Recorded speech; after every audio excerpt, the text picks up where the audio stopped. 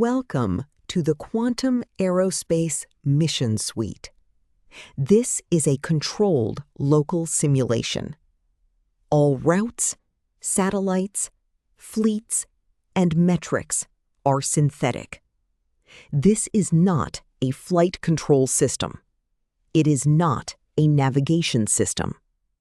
It is not a satellite command system. We begin in the local development environment. The Qiskit components are verified. The local circuit simulator is ready. Next, we review a small OpenQASM circuit. It is a didactic QAOA-style example.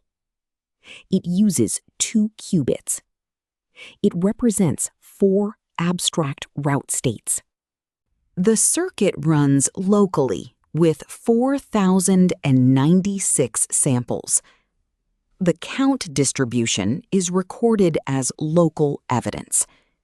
It is not a route recommendation. It does not use live weather. It does not use live airspace data. It does not use live aircraft, airport, safety, or operational data. The route scenario is a synthetic trip from GRU, Sao Paulo, to JFK, New York. The display shows an illustrative route state. Any real flight planning use requires approved inputs, aviation expertise, safety controls, and human review. The constellation scenario models 12 synthetic nodes. It shows abstract visibility, contact window, and resource constraints. Its step counts are illustrative. They are not NASA, military, satellite operator, or commercial results. This scenario does not perform orbit propagation. It does not perform collision avoidance. It does not analyze telemetry. It does not command satellites. The CFD workload is also a controlled concept. It records a geometry reference, an illustrative mesh, a workload descriptor, and technical evidence. The aerodynamic image is a visual placeholder. It is not an engineering analysis or a safety decision. The fleet scenario uses 50 synthetic aircraft and 200 synthetic routes. It demonstrates constraints, exceptions, and a review gate.